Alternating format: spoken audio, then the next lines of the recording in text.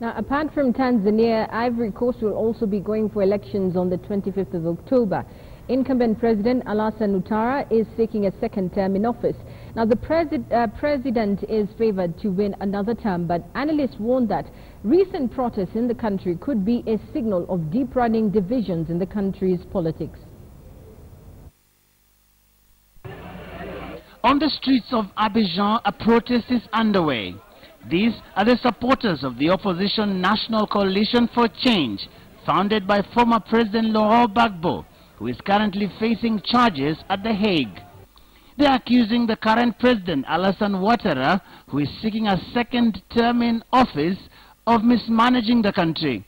Outtara won the election in 2013 after a bitter civil war that ripped the country apart.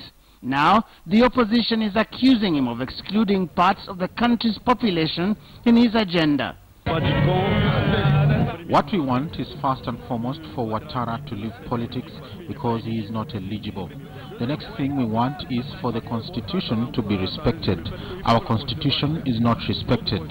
The other point is for elections to take place in a free and fair atmosphere because we have an electoral commission that is at the mercy of government. That is why we are protesting, so that we can have a transparent and independent electoral commission, not just in name. The opposition says Outtara has failed the leadership test.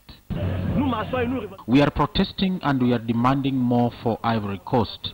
Mr. Alasan Outtara has brainwashed the country's state media for the last 4 years, and since they have been in power, no one from the left has been able to have access to the state media, and we are saying it has to stop.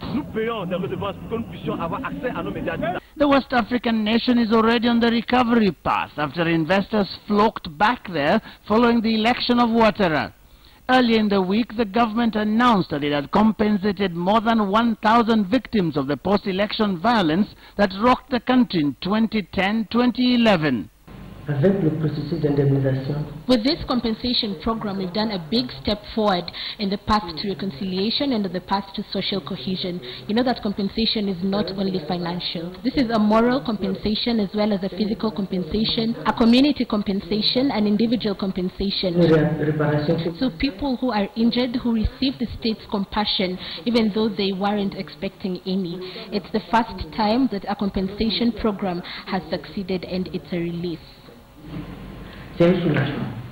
This month's vote is seen as a crucial factor in determining the country's complete recovery from the civil war. Jogayo, KTN News.